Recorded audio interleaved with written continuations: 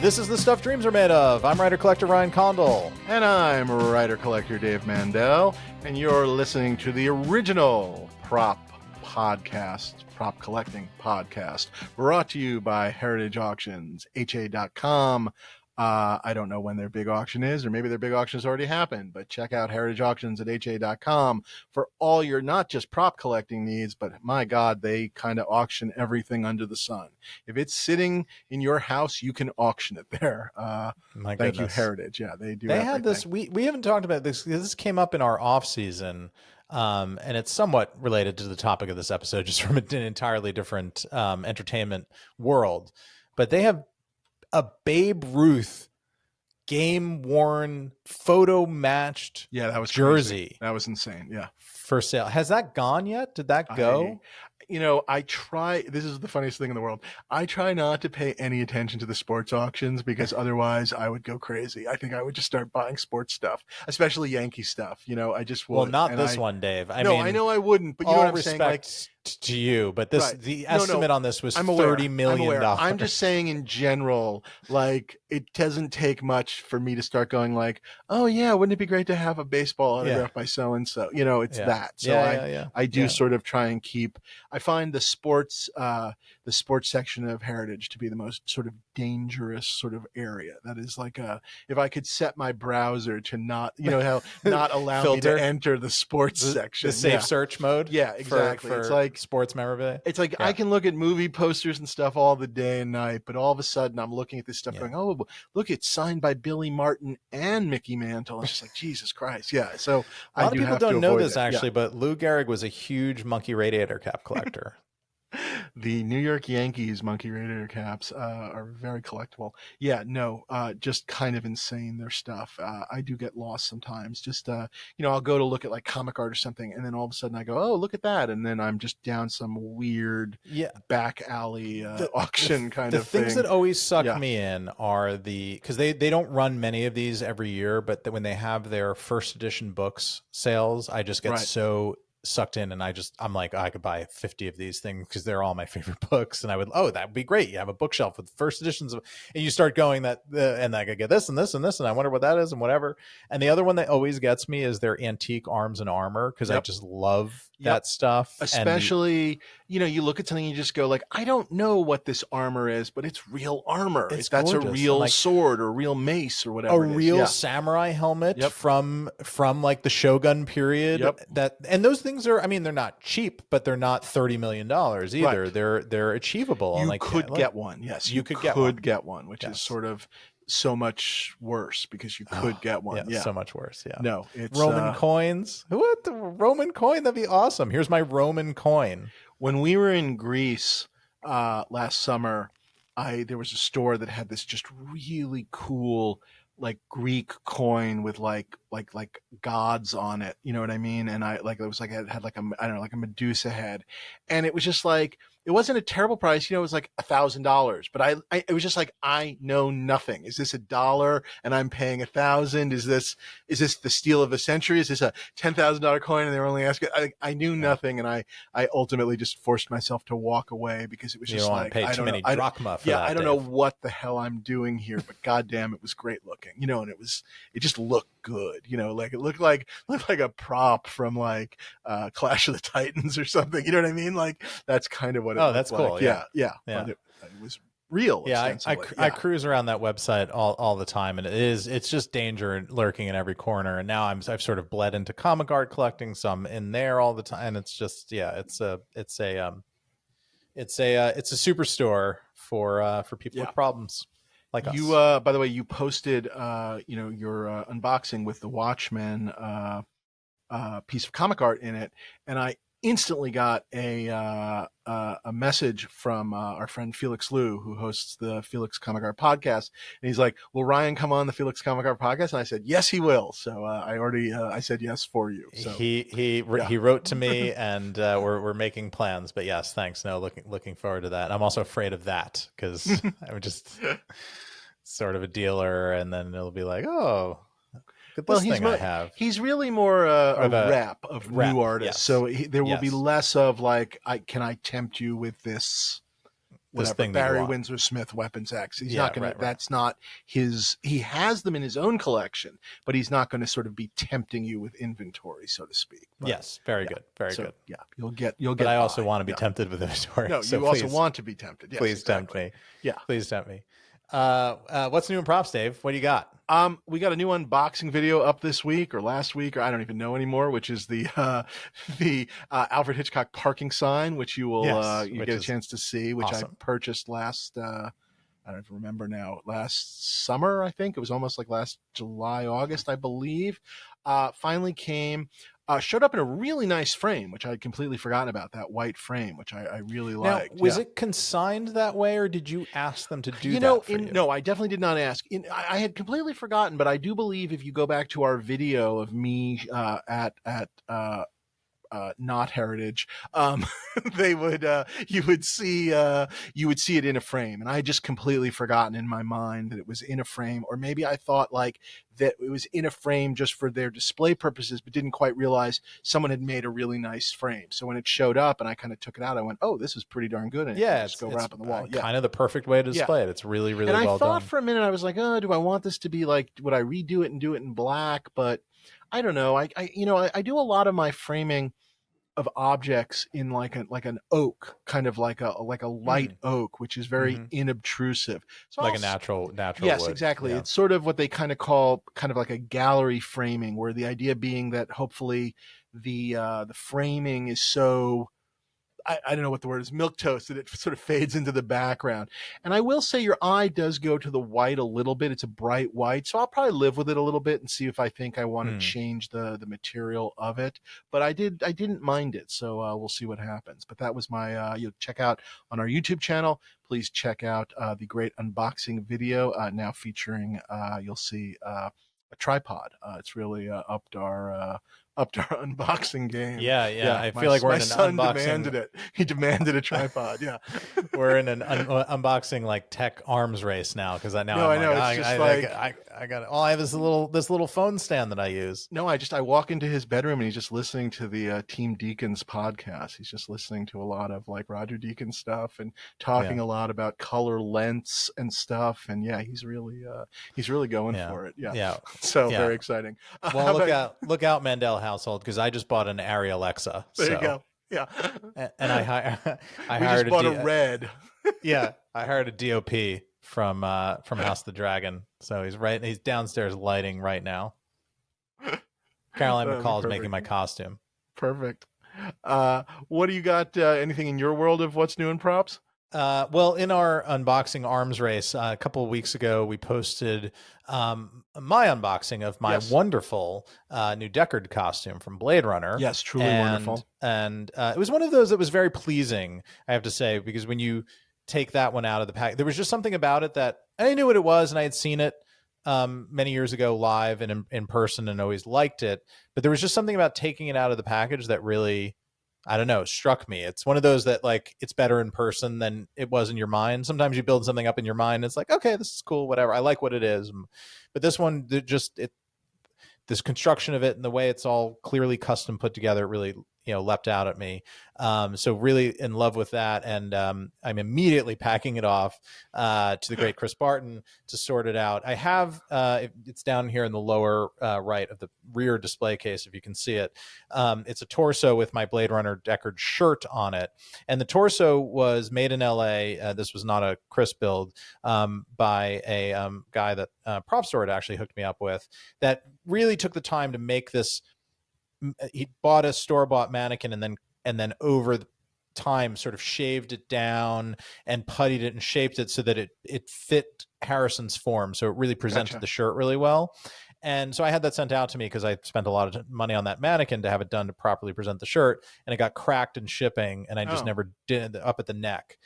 Easily fixable. I just never did anything about it. So I'm going to have Chris fix that. And then the arms are they're a bit sort of store mannequins, so I'm going to have him just put a little life in the arms. Add a little life, but then be able to put the jacket and the tie onto it, basically. Okay, correct. That's great. Yes. Well, and here's a question for you, Dave. Yep. We'll put this out to the podcast. So, I have now, I would say, 80% of a Deckard costume. Well, I mean, the trench coat's a big piece. So let's say 70% of a Deckard costume, missing the trench coat. And then I bought a replica pair of shoes from that guy, Right, Indy Magnolia, that we talked about. Those are being made. A wonderful replica tie that's the correct tie from that scene. And it just a belt, the sort of standard belt that sort of fit the rubric of what's there. Nobody's ever seen the belt before. We have some sort of crappy photos of it. So I was able to find a close enough approximation that worked. I was sort of thinking about saving all the replica stuff until one day when I had the full guy.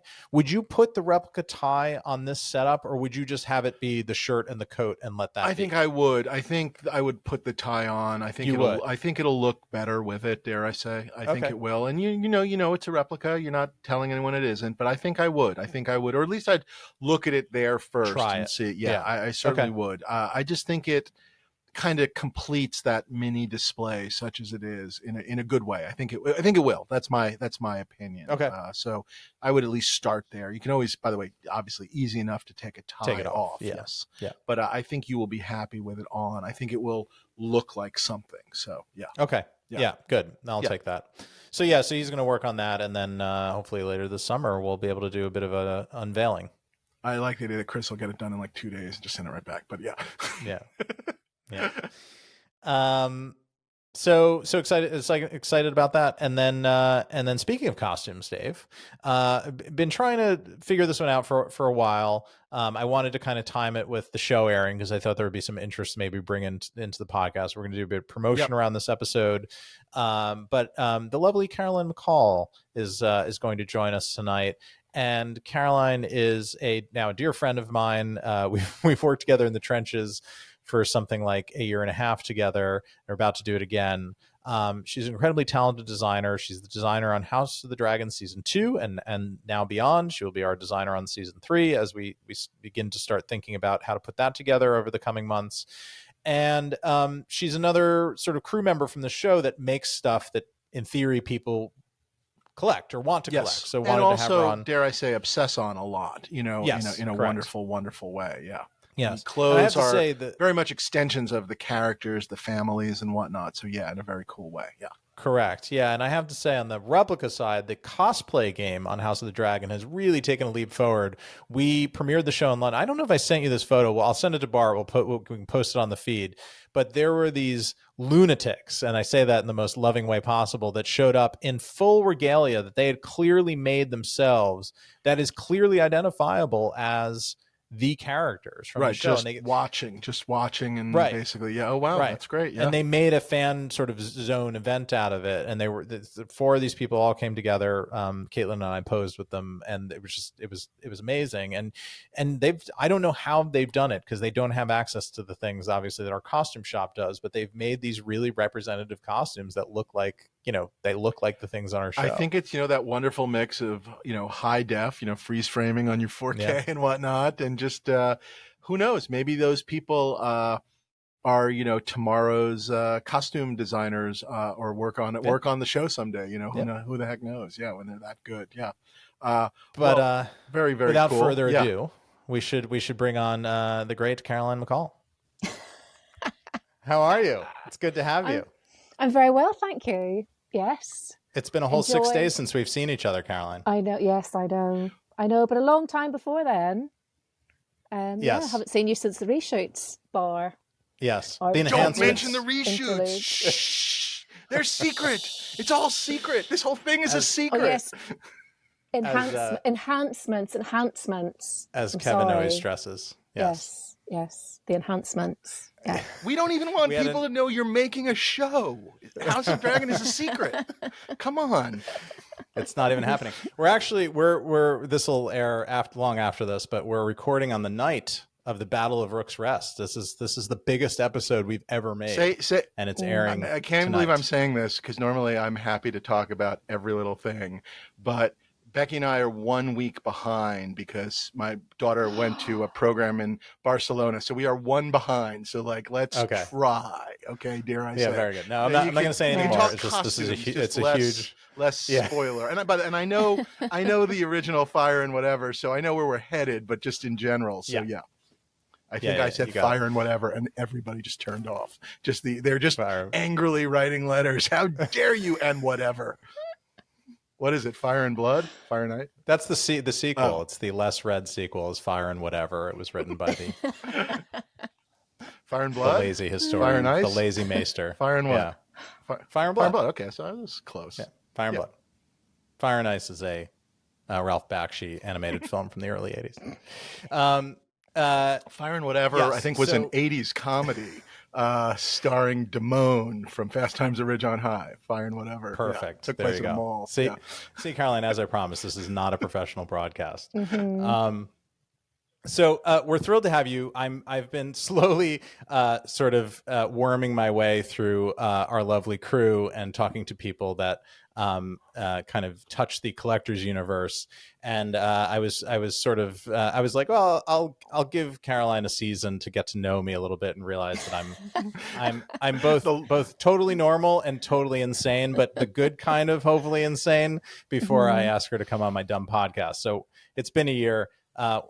Welcome. It's so nice to have you.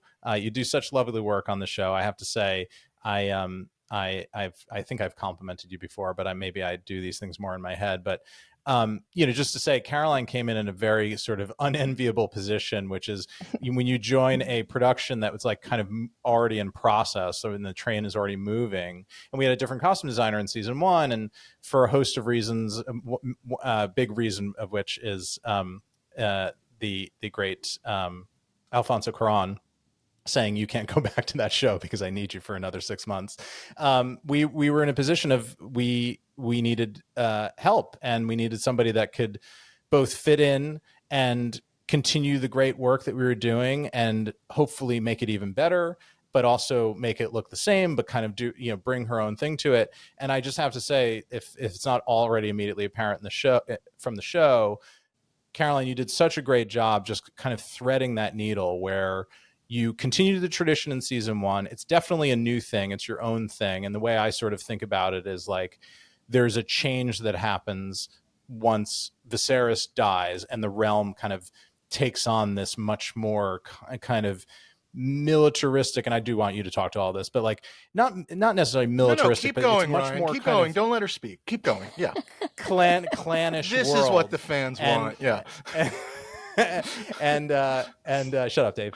And doing that in a way where it continues the tradition of what we've done, but made it something new. So I just have to commend you for that. Now I'm saying it to our many hundreds of listeners, and yes, we're grateful to have you, and such a lovely human being too. I've never seen you sweat other than in Wales in those awful tents, but that was not nervous sweat. That was because it was 1,000,000 degrees sweat. It's been a real dream, and I've just loved working with you. So it's going to be fun to chat. So here we are. Thank you very much. Were you nervous at all coming in mid sort of, one season in? Is that something you weighed when you were thinking about the job? Well, yes, it was really difficult to kind of get my head around it.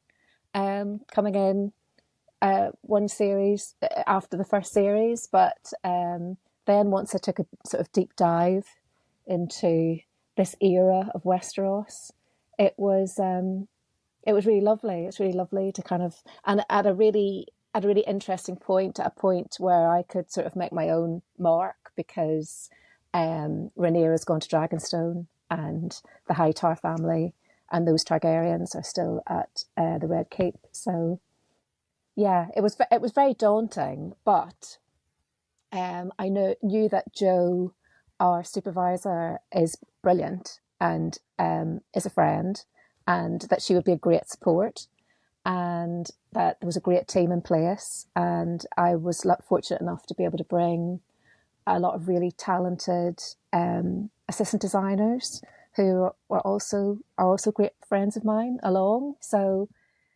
it was a really supportive environment to work in, which I really, really enjoyed. Yeah, I mean, we had a good blend of, Caroline definitely brought very talented people of her own, but we also had a really nice support structure of some people that continued on from season one. So, Joe Lynch, who's our costume supervisor, who sort of, keeps the producer of the costume department, for lack of a better word, that does all the budgeting and scheduling, keeps the trains running on time.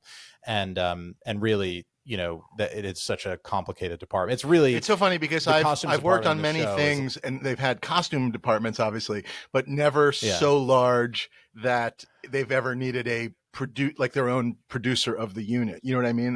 Which is just wild to hear, but I love hearing it. Yeah. It's its own show within a show. Like, you walk into our costumes department and it is a entire city operation. Yes. Yeah. There are 150 people on contract in the costume department, and then we have all the dailies for when we're filming.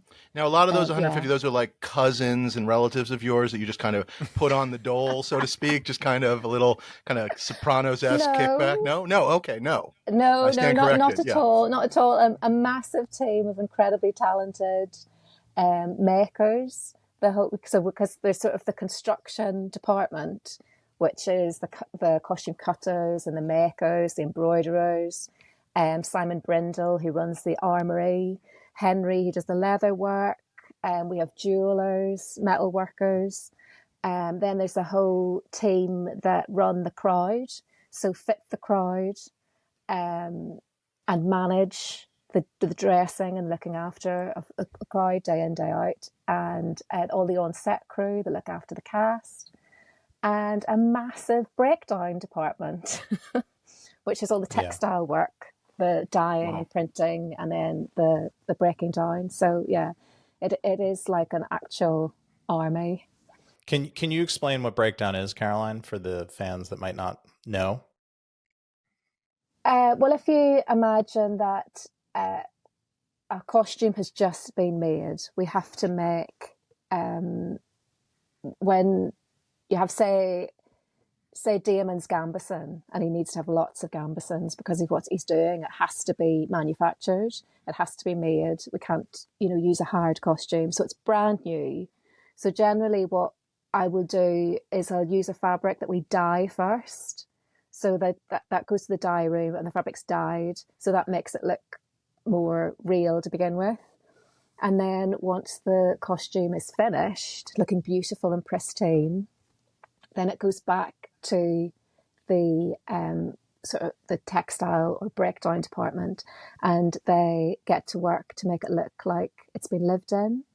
So they can wet it and tumble dry it and start working with sandpaper and cheese graters and all sorts of things, and then spray into the costume, do all sorts of textile work that starts to make it look like a real garment that's been worn over a period of time. Yeah, and I was saying this week we did a career day together this week for Warner Brothers, and we were talking about the various departments to film schools all over the UK and what we do.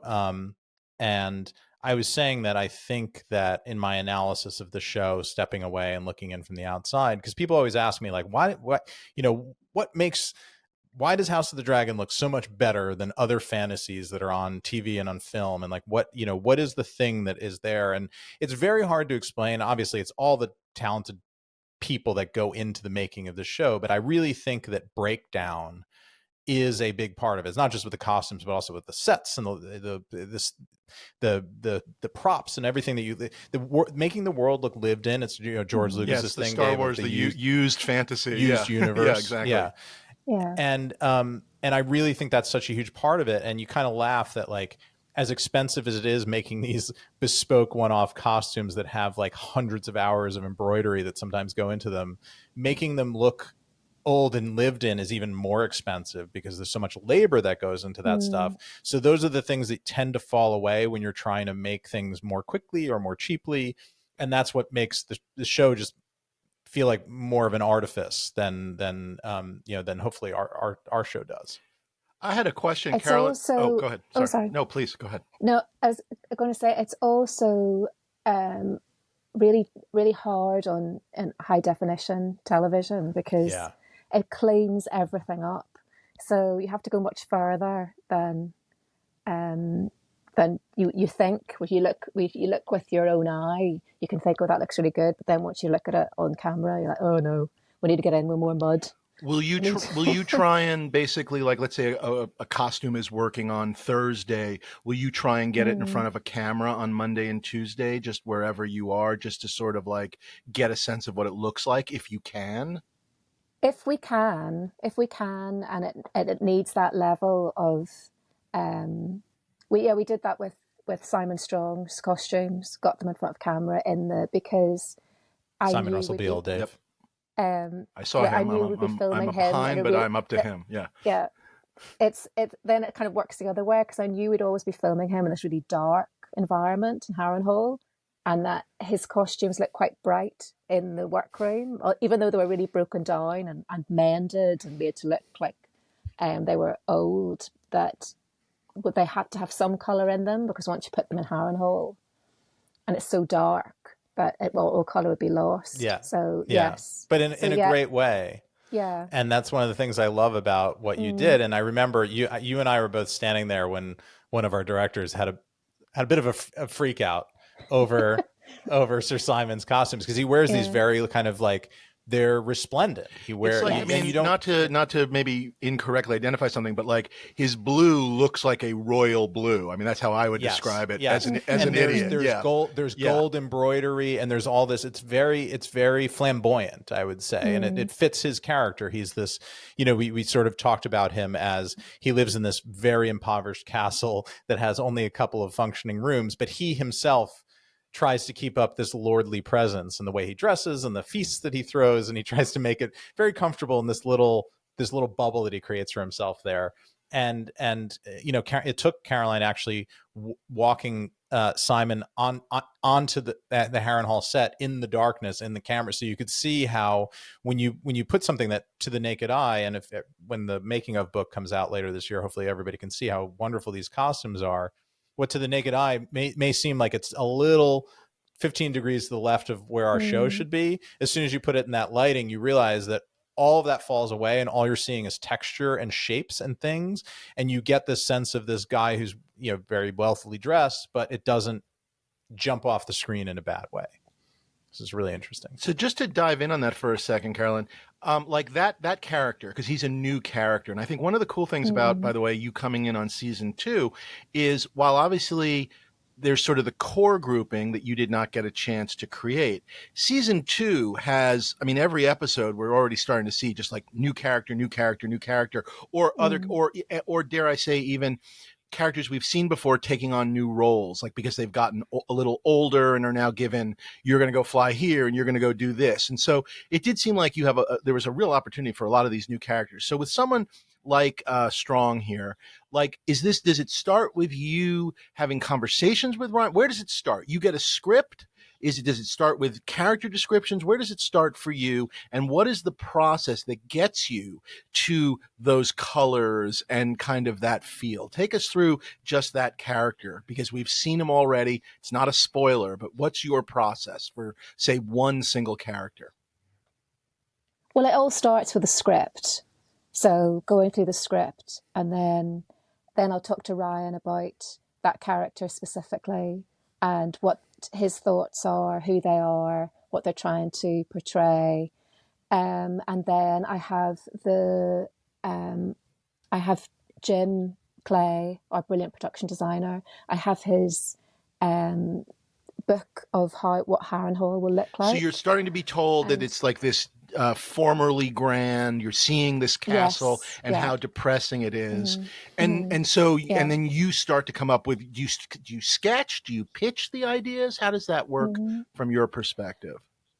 Well, because everything exists within Westeros, and trying to figure out Westeros, it really started as the whole overview of like where we were going to be and what we were going to do, and who was the wealthiest. And then I took this big old deep dive into historical costume, medieval costume, all the ancient civilizations, and we built these boards of ideas of what each place would be like. And as Harrenhal is a really old seat of power, I wanted the silhouette to be backdated. I wanted to feel slightly earlier than what we've seen in King's Landing, and I think a greenish colour had been established for the Strongs in series 1, but I thought we're going to have so much green. So much green. So much green. We need to go somewhere else. So with the red and the blue within the flame of the sigil, I thought, well, that's sort of towards purple, and purple's not a colour, and it's a royal colour, and it's not a colour that we've used yet. So to identify that place, then it would sit well within the greys of Harrenhal. So then you find a colour palette for that place. And then we put together a whole sort of lookbook of the servants and the uniform, and built up a whole idea of what Harrenhal was like. And it's one of the first places one of the first things we shot in series 2. And I mean, I don't know if we're going to get to see our lovely servants, or the other people in the background of Harrenhal, but I just loved it. Because we really went to town on the breakdown.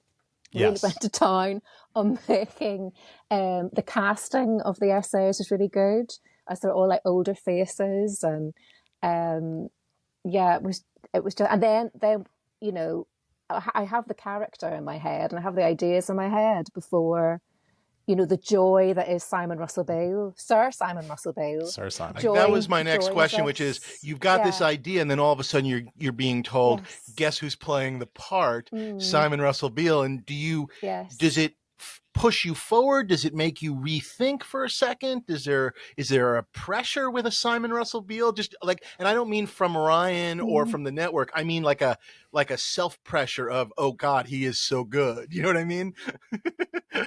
No, I was just so excited because he's such a brilliant actor, and he does not disappoint. It was our fittings were just brilliant fun, really good fun, and and finding the character. I had hired garments that were sort of along the line of what I was designing for him, so we had shapes to fit when he arrived. So yes, he could wander around the fitting room, all wrapped up in his surcoat, and it was really, really good fun.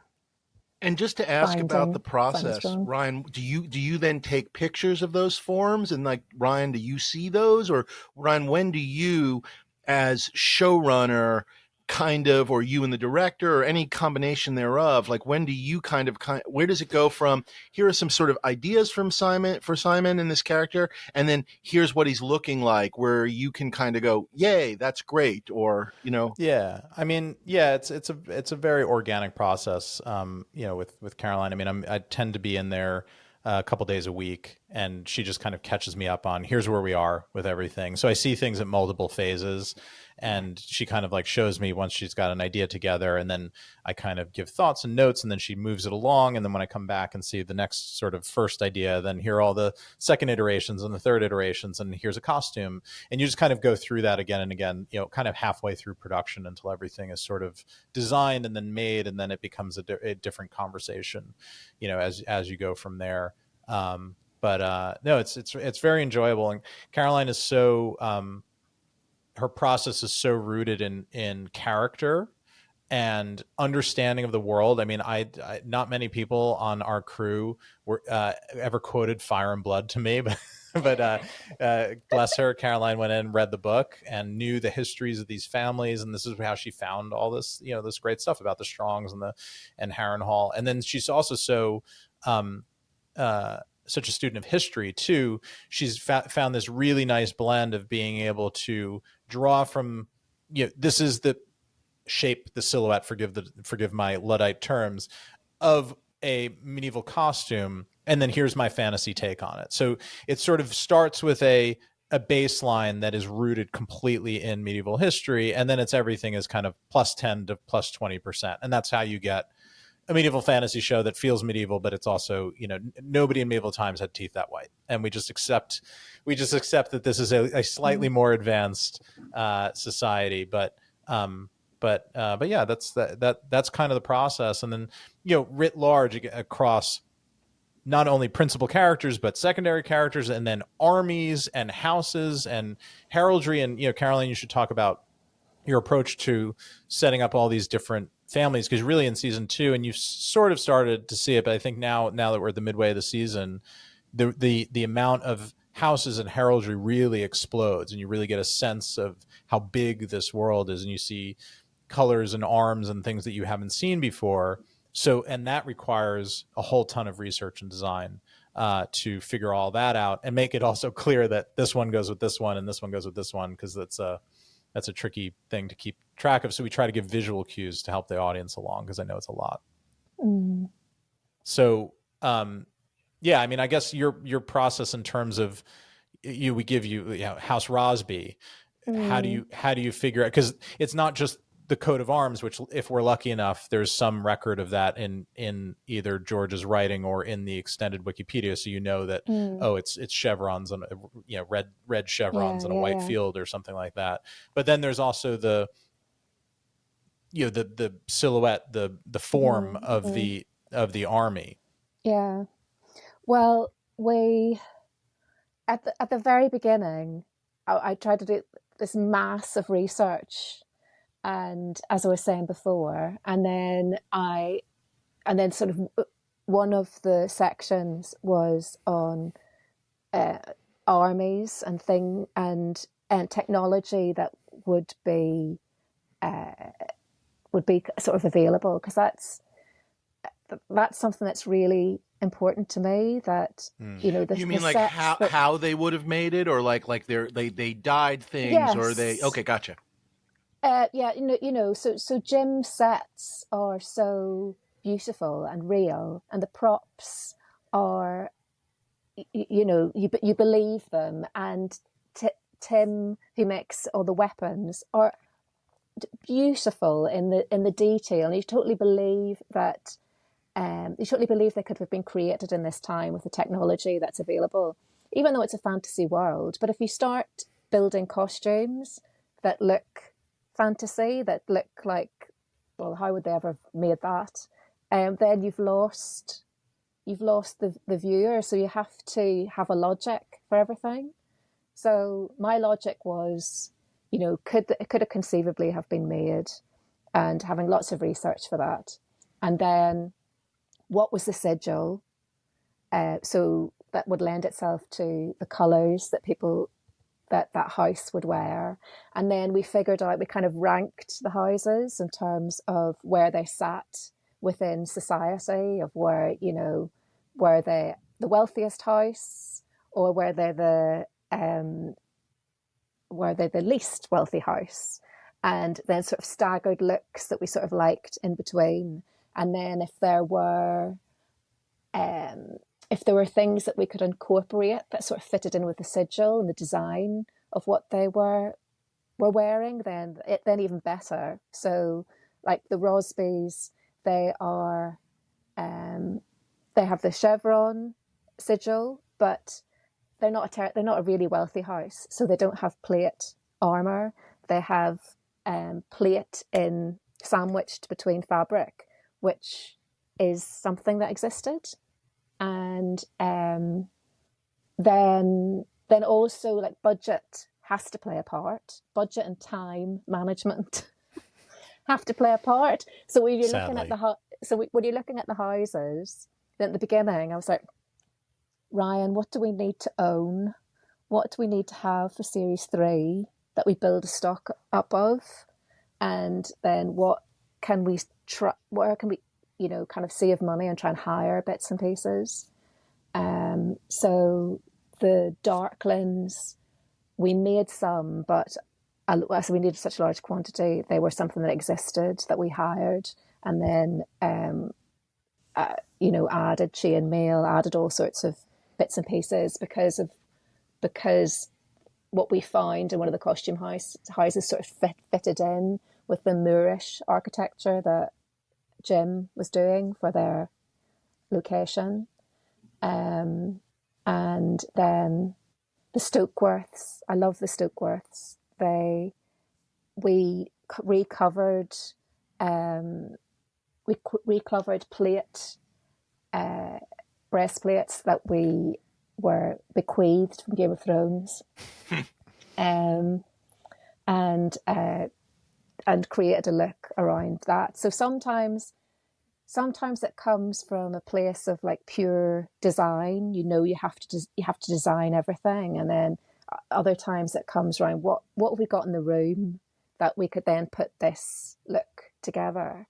And so that's how a lot of the armies came to being. I worked with Jason, who's my military assistant. We put looks together on stands and photographed them, and then, figured out what we would then need to manufacture. So we manufactured a lot of chainmail. There are times when I think that Jason stepped out of a TARDIS from medieval times. He seems like a person from another era in the best way. The knowledge that he has of everything is just it's cuckoo bananas. And that, it's funny. There is so much art in the taking hired objects from, meaning rented in American parlance, from other costume houses and then converting them, because we never take something and just hire it and then put it immediately on camera. It's a taking and reshaping, or taking the breastplate from this one and the chainmail from this one and then putting them together and putting a surcoat over it or something like that. And there is a specific art to that. And we had to do a lot of that, as large as the resources are in the show, they are not infinite. And it just takes a ton to execute this stuff. And that's one of the great art forms. And I will say, Dave, don't panic. We did not take any C-3PO hero characters from Game of Thrones. We're not taking Ned Stark's breastplate and repainting it. You didn't take the Road Warrior's jacket and cut it into pieces for headbands. Yeah. Okay. Good. We did not do that. Okay. Good. Yeah. So we've recently been cataloging some horror stories on our show, Caroline, of principal costumes from major franchises like Mad Max, like Star Wars, where the Lucasfilm archive was raided for C-3PO parts to make the prequel from the original C-3POs from the 70s and 80s that were then thrown in and painted over for the prequels made in the late 90s by a billionaire. Yeah. So, but they did. As save. Bill Gates taught they did us, save $100. You didn't get rich writing checks, did you?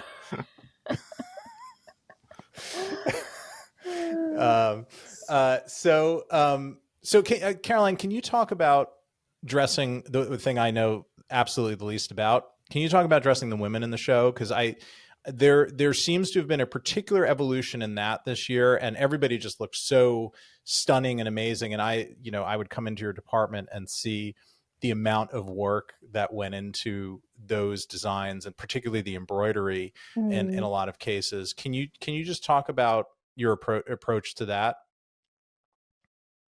Well, I really wanted Alicent and Rhaenyra to become very different have very different silhouettes, and because they're, from being best friends to this sort of the trajectory their lives have taken. I wanted that to be reflected in their clothing.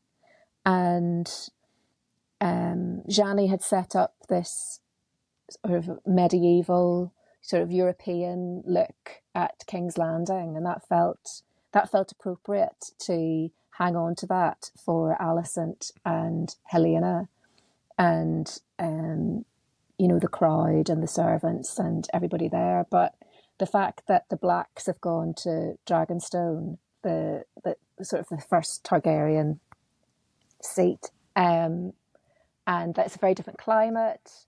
It's and it's also Rhaenyra trying to set herself up as and Rhaena to a certain extent, that these women, these powerful women who Targaryen women, who never got their opportunity, and I really wanted them to claim their Targaryen heritage in their clothing. I loved what Shani did for the wedding robes and the dragon keepers.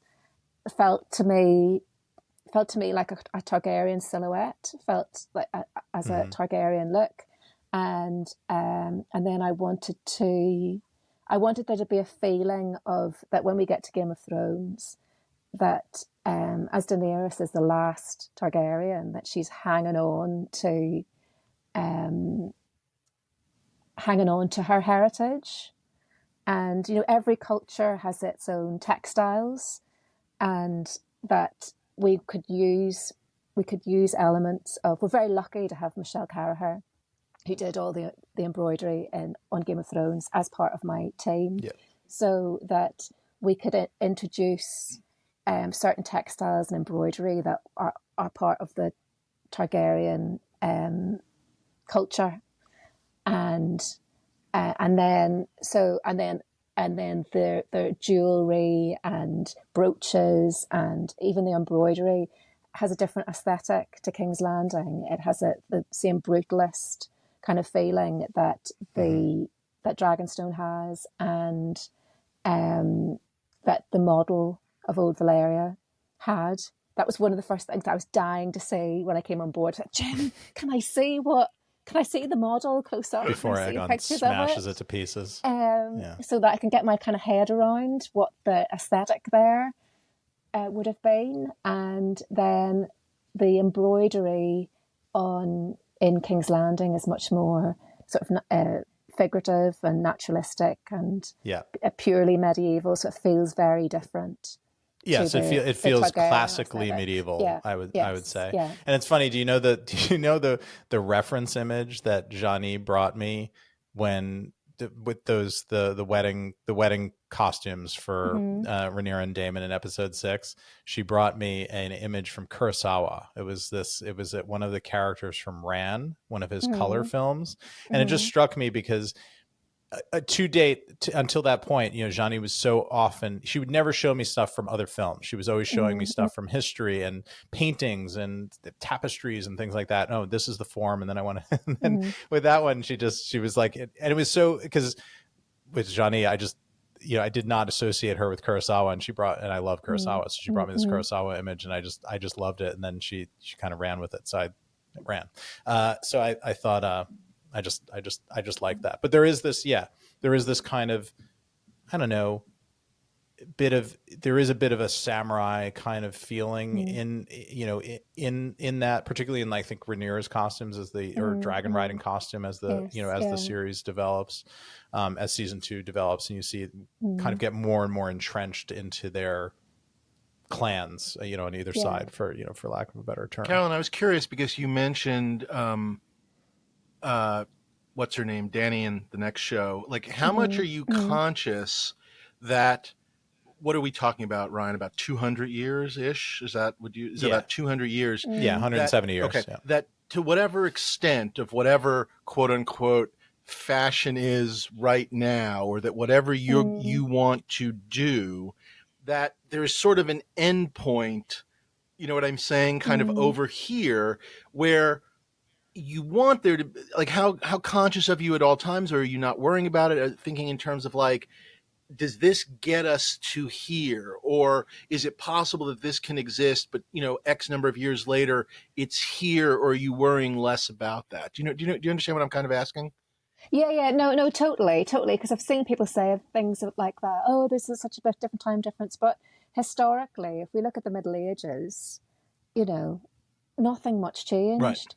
For hundreds of years. It's about the technology, and really the technology doesn't really change from our show to Game of Thrones. And in fact, I think in some ways this is almost like the Roman era, our show, of they have the technology, they have the money, they have and then it's like the fall, it's like the fall of Rome, and when we lose all the dragons, no spoilers. And, Sorry, Dave. God damn it! Yeah, I haven't watched episode 3 yet. You know, I imagine there was a period of time there would have been like a Great Depression or whatever before the time of Game of Thrones, because I do find that really fascinating about our European history. You know, we had all these advanced, the Greeks, the Romans, and then who were so advanced, and like when I go to the British Museum and do research and look at the jewelry and all the sorts of things that were created like 2,000 years ago, and then we went through this period of, you know, the Dark Ages. The Dark Ages, yeah. Yeah, the fall of Rome was not good for society. The other thing that I wanted to talk about, just because I know fans will be fascinated by it, and I'm fascinated by it in particular, is the armor making on the show, and the process for that, because that is a quite an involved process, both from a design standpoint and then actually actualizing it. So if you had to talk about, you know, the making of a bespoke, I would say, piece, you know, armor costume from beginning to end, can you just talk about that process and what goes into that? Like, you know, say the making of Aegon the Conqueror's / Aegon II's armor that we see in introduced in episode 3. As you know, it's a very long process. And, Johnny always used to say it. It's like having a baby. It takes 9 months. You say something this day and you wait for 9 months for it to come out. It's been my first introduction to armor, really making bespoke armor. So it was quite a journey, really. And then and you know, from the outset when I got the job, Joe Campbell kept going, takes 20 weeks. Takes 20 weeks. Takes 20 weeks. You need a design, and you're like, but I've not even started yet. I don't know. I can't design until I've designed the world. So there was this sort of pressure to begin with. But then, so Aegon the Conqueror's armor, from a design point of view, I wanted it to feel like it was articulated, because it felt to me that if you're going to ride a dragon, you know, you're going to be all over the shop, so it's important that it's able to move. And then we talked about dragon steel and it being made out of that. Valyrian steel. Valerian, sorry. But it's steel. Also called. You're right. It is. They do call it dragon steel. So that is another term for it. So it starts, once I got the design together, then it goes to Simon, who's makes all the armor. And then he starts sort of figuring it out from a practical point of view on the human body. So he will mock up the size and shape of the actor, and then he creates like sort of cardboard pieces, so I can get an idea of what it will actually look like in 3D. And then there's sort of a mold process, and we get sort of plastic pieces to fit. No, first of all, he does it in leather, and so you can fit shapes. Yeah. Fit the shapes in leather. So then at that point I can say, well, that's too big or that's too small, or we need to do this, we need to do that. And then it goes into PU, and then it gets painted. All manner of things happen. There's a deal of 3D printing too, right? There's a whole lot of 3D printing for helmets and elements and all sorts of things. Yeah. But that is all witchcraft to me. I do not understand.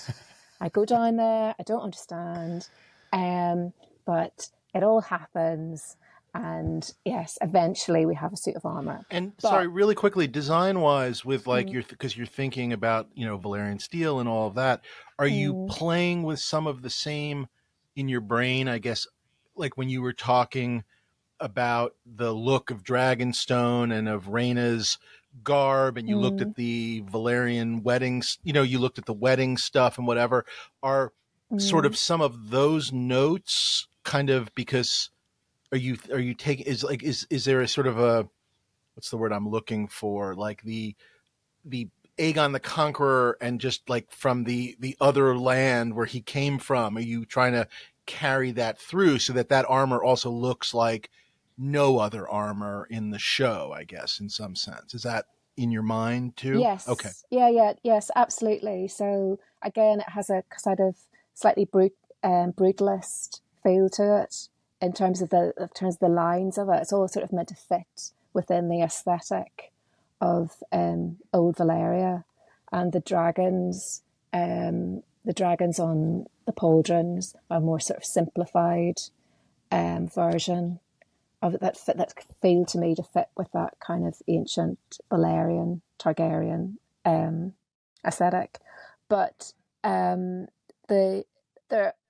are some things that can be sort of valuable that you don't understand, because if I had understood at the beginning, it was really, really important to me to introduce lots of chainmail, because it's such a sort of medieval arm, standard thing. And I thought it would be really great to try and get some scale mail introduced. So we had some scale mail on Aegon, on his sleeves and skirts, and we introduced that into Kristen Cole's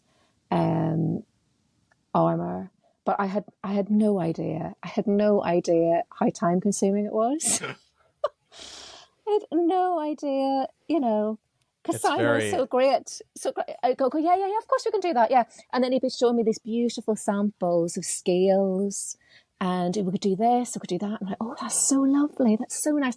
And then every day I'd go into the workroom, it'd be some poor member of his team, painstakingly putting this stuff together.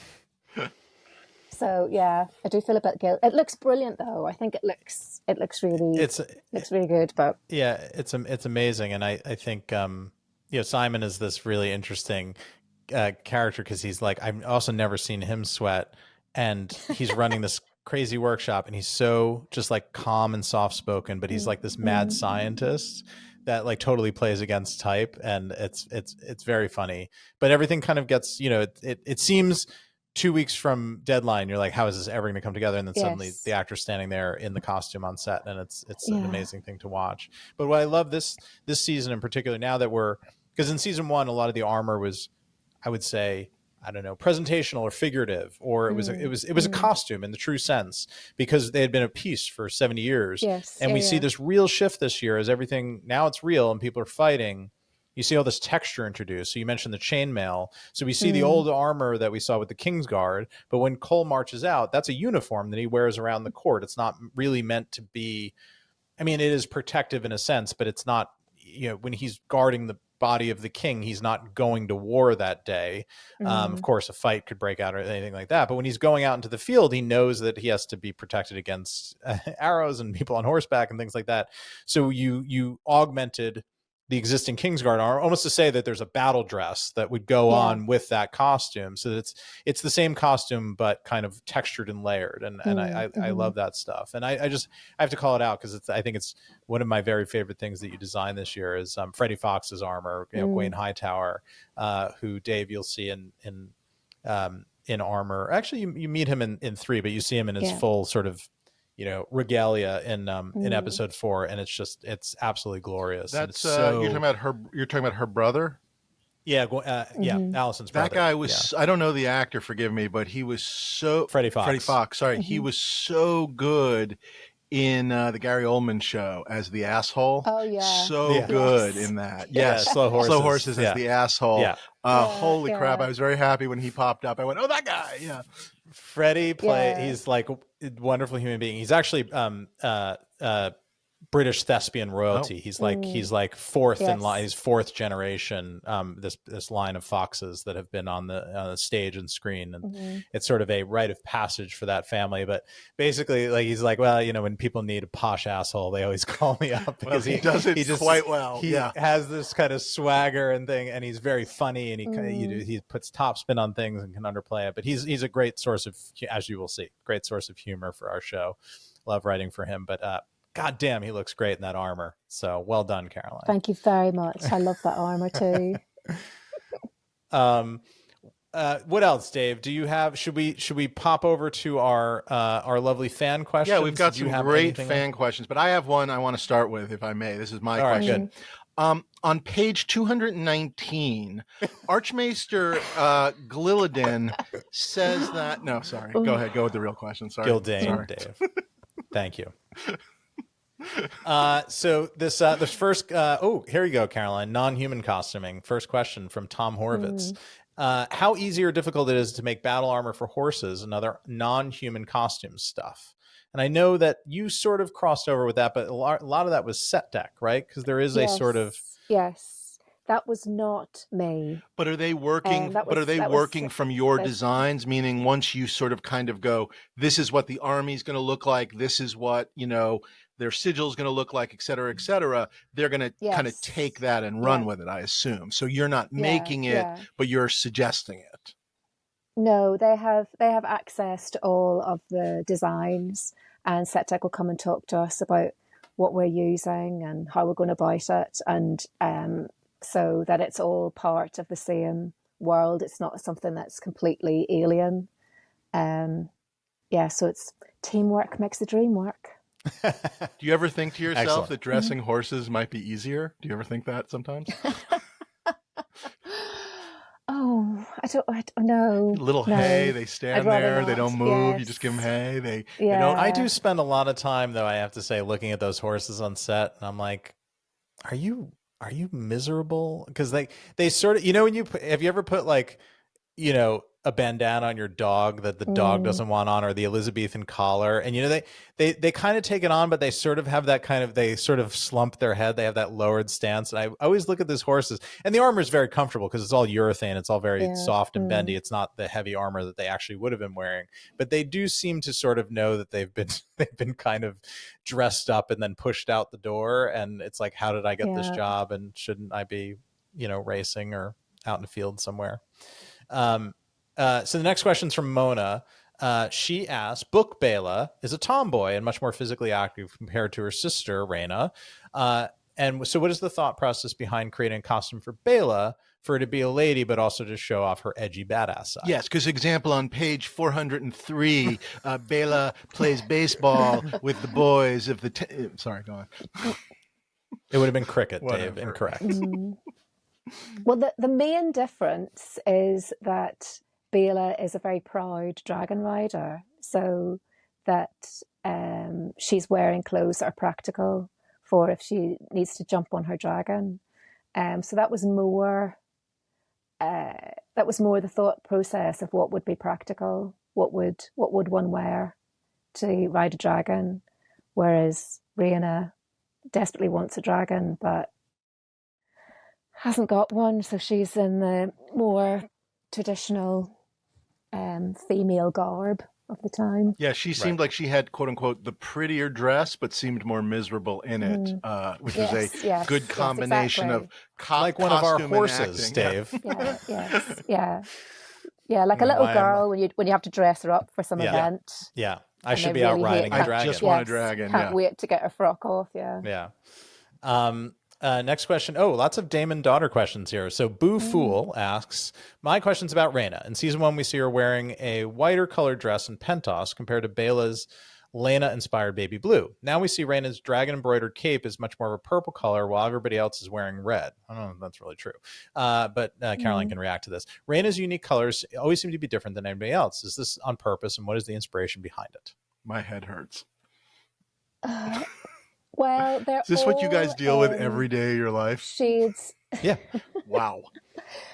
They're all in shades of red and reds and blacks and greys. Now they're at Dragonstone. I do know what she's referring to. It's a very deep red coat that has got a bit of background purple within it. But okay. it was sort of, I did have in the back of my mind that, you know, the Valerian tie and the blue, so you could edge into sort of purple tones a bit. Yeah, because they used to when Damon had kind of removed them from Westeros. They were very much dressing. They were actually dressing in the local custom across the Narrow Sea and Pentos. But they were, if they were wearing colors, they were more Valerian colors, their mother's colors than Targaryen. Because Damon was sort of trying to quit. You know, he was trying to quit Westerosi politics and was not wearing dragons and things like that. And then when Rhaena and Baela got involved in the conflict at the end of season 1, you started seeing them showing their proud, true Targaryen colors, because I think they both identify as Targaryens.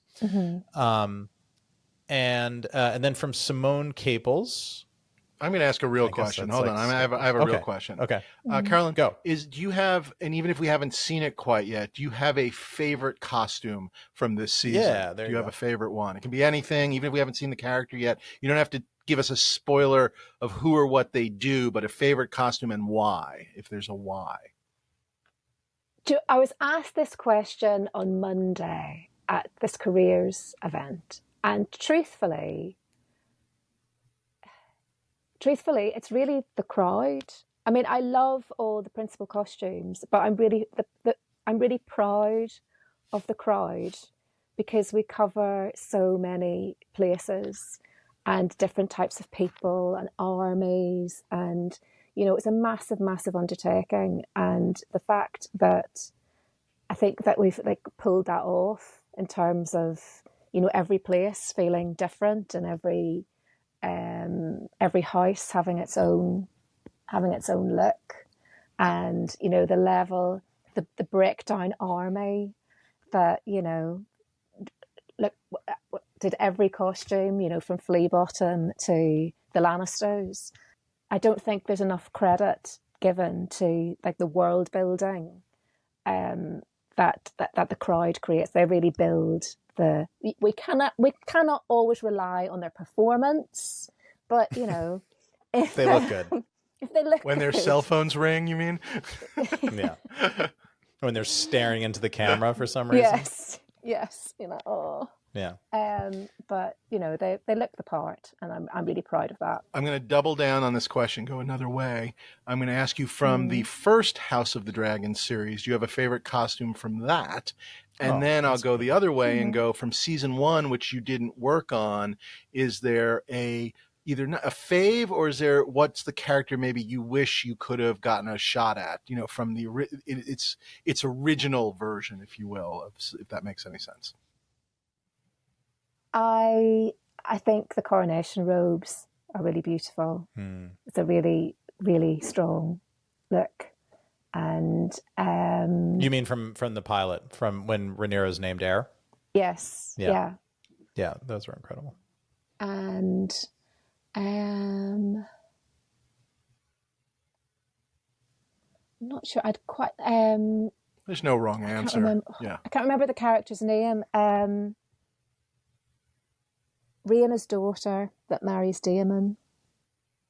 Oh, Lena. Yeah. I'd like to have done Lena. Oh, cool. And what about from the original show, the first House of the Dragon, if you will? Any costume that comes to mind when you think of that show? Game of Thrones. Game of Thrones, Dave. yes, sorry. Oh, Game of Thrones. Yeah, sorry. Yes. Game of Thrones. I only acknowledge House of the Dragon. I only think of the show as... Thank you, Dave. Let me think.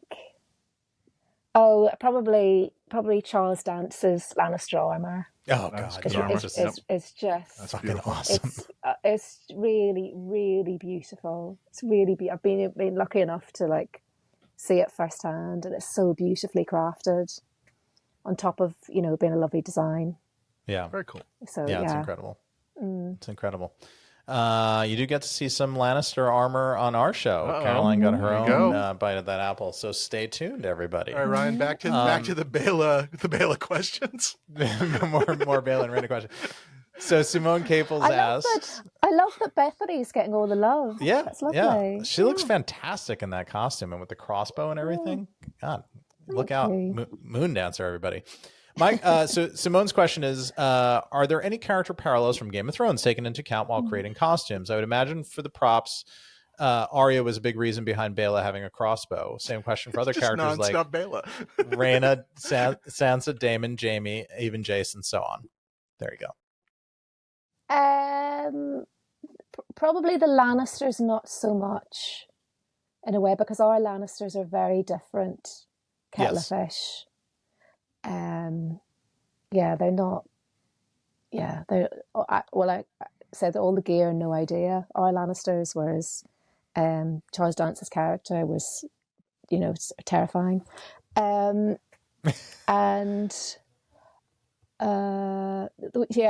more the sort of Targaryen influence, more the sort of Daenerys. Yeah. Because where she went to versus where she went. Yes. Yeah. Had a sort of influence on the direction of the Targaryens. Yeah. Okay. That makes sense. Mm-hmm. So Elio Garcia wrote, he's the founder of Westeros.org, one of the big fan sites.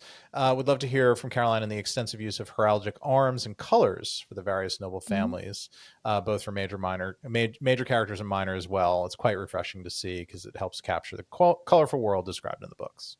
We talked a little bit about that, but I think just in terms of your broad approach to you missed that alive in the Ryan, show. There was a little more there vis-a-vis Bela, vis-a-vis how that reflects on Bela. Yeah. Well, Ryan gave me a note. He wanted it to look like the Premier League. There. So everyone in their colours. Very good. So I went through all the colours, and yes, I thought it was really important. Heraldry is really really important.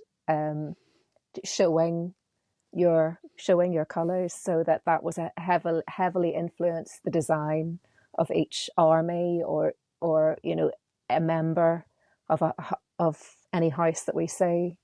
And going back to the colours in their sigil. Yeah.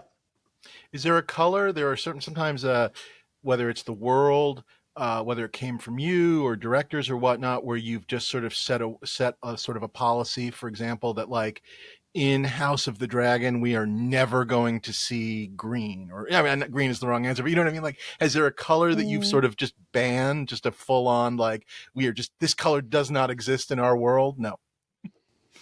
No, but there are reduced palettes in each place. So the palette in King's Landing is very much reduced because we've removed all the greens out of it, and it's more of a kind of medieval painting colours with greens and golds and that pink that you find in medieval art. And then at Dragonstone, then it's the reds and greys and blacks mainly. The Strongs are purple tones. Driftmark is mostly blues, all different tones of blue. So it's more taking colours away in different situations. Gotcha. Do you still, Caroline, do you sketch by hand? Are you a sketcher? Is things all on computer nowadays? Or do you actually draw? Forgive me, I don't know how else to put it. I do terrible drawings. Fantastic. I would like to do better drawings, but I do my own little sketches. I get all my reference together, and then I do my own little terrible sketch, or I'll draw over something on Procreate, and then I give it to a very talented illustrator, who then makes it look like something that hopefully everyone will get behind and understand what I'm up to. I had a brilliant illustrator, Gayo, who was working abroad. We never actually met, and he was so fast. I could just get him to churn out army after army, send him the boards, said put the, and like some sort of magician on Procreate to put these illustrations together. All digital, yeah. Anticipating your question, unfortunately. No, we look a lot. Although. Oh, I was just saying, a lot of in the auctions we've been looking at lately, there's just this nonstop wonderful supply of like, Edith Head, like Audrey Hepburn drawings and whatnot. So those are always very much on our mind. And I just imagine if you could, like, taking one of those great Audrey Hepburn dresses, but putting Bela in it. I mean, that would be incredible. Yeah. Very nice, Dave. No, I do have to say, Jim Clay, our production designer, still does conceptual stuff in physical media. Oh, wow. Yeah, he does these beautiful watercolors. At some point, I'll snap a picture of one and send it to you. I mean, they're incredible. It's the way they'll be worth a thing or two. They're beautiful. Oh my God, they're so strangely they're all missing. They all went missing. We don't know what happened to them. It's weird. Yeah, someone had the key to the office and they're just gone. It's weird. Yeah. You know how film is, Dave. Last question from superfan Tommy Essen. He just sort of asked, it's a long question, but he's sort of asking about, do you ever have to take materials that aren't the material to make it look like the material? So for instance, like, are you using something that's not velvet to make it look like velvet on the film? And I think, good example would be armor, right? A lot of times it's plastic or urethane material that you're metallizing and to make. But I think in terms of actual fabrics and things like that, is there an example of a modern material that you use to make look like something old? No, generally it's the fabrics are the real fabrics, but yes, it's the armor that the majority of it is not metal. There are the certain things that are. Some of the chainmail is metal. Yeah. Some of it is plastic and aluminium. For the stunts, were you aware of this, Ryan? When we had for all our burning stuntmen, we printed chainmail. Oh wow! That was fire friendly. Not ever thinking that we would be able to see it. And then when we watched a cut on the enhancements, we're like, we can see the printed chainmail.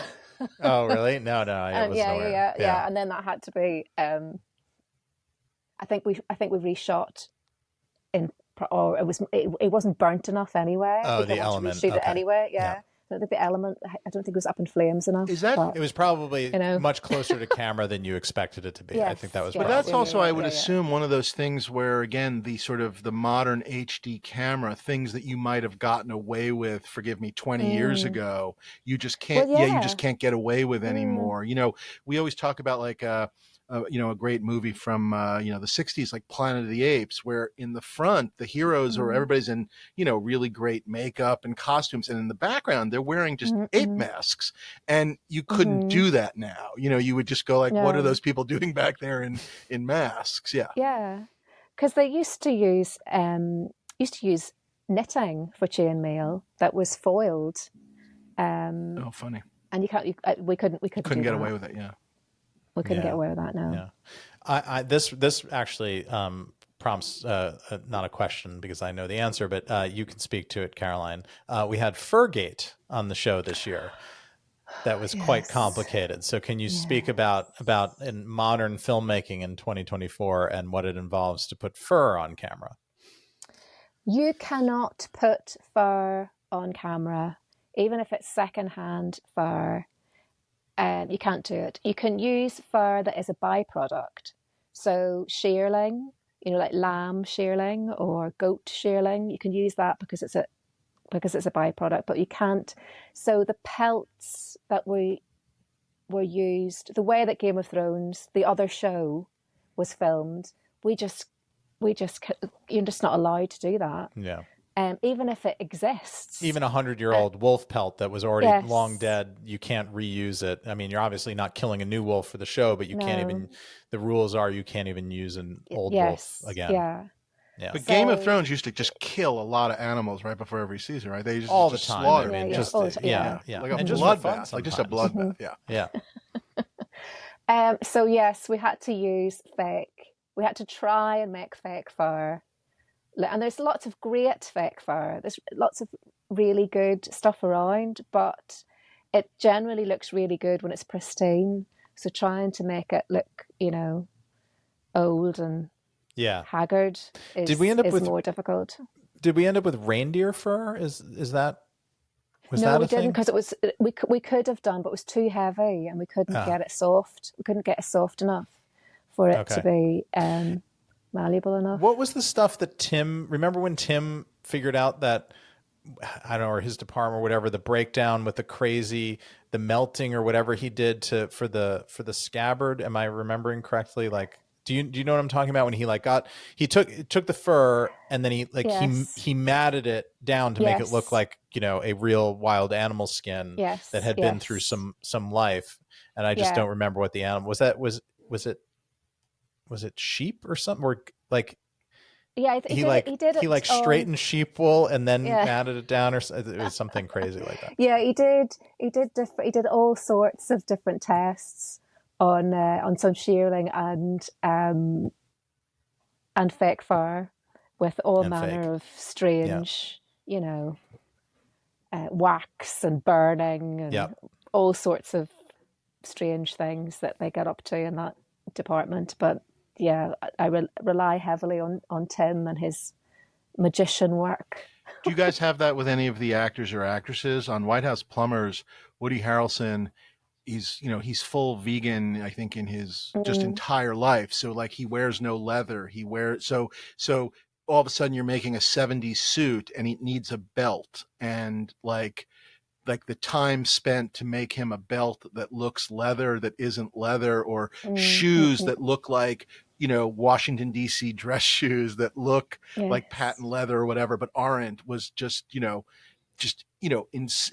certain plastics he doesn't like. And so that was just an entire process, not from a don't hurt animals, but just that he won't wear it. He just won't go near it. And he questions what every single piece is and was. Funny you should say that, but Bethany, who plays Bela... Holy crap. There you go, Dave. It's vegan. Well, I learned a lot. Everything that Bethany wears that looks like leather isn't leather. So you actually do it. Wow. Yeah. Wow. Yeah. Ironically, Bethany doesn't do this, but Woody Harrelson, ironically, every summer goes to Africa and shoots elephants. So, but I guess that's how he makes it. It's like a carbon credit system, right? Where he lives that way the whole year, and then he can afford an elephant at the end. But he wears no leather doing it, so it's different. Yeah. Correct. Yeah. Very, very cool. This was excellent. I had so many more Bela questions, but I guess we're running out of time. We'll bring you back for our all Bela show. I should say on the matter of Bela, if people are interested, that her chainmail was crocheted. It's metalwork crochet with links. So that was another something I came up with, designed, that didn't realize would be sort of painstaking, but it looks really beautiful. It does. I guess I didn't realize that's how it was made. So, Thank you, Caroline. This was so great. My pleasure. So fascinating. You do such lovely work. We're very lucky to have you.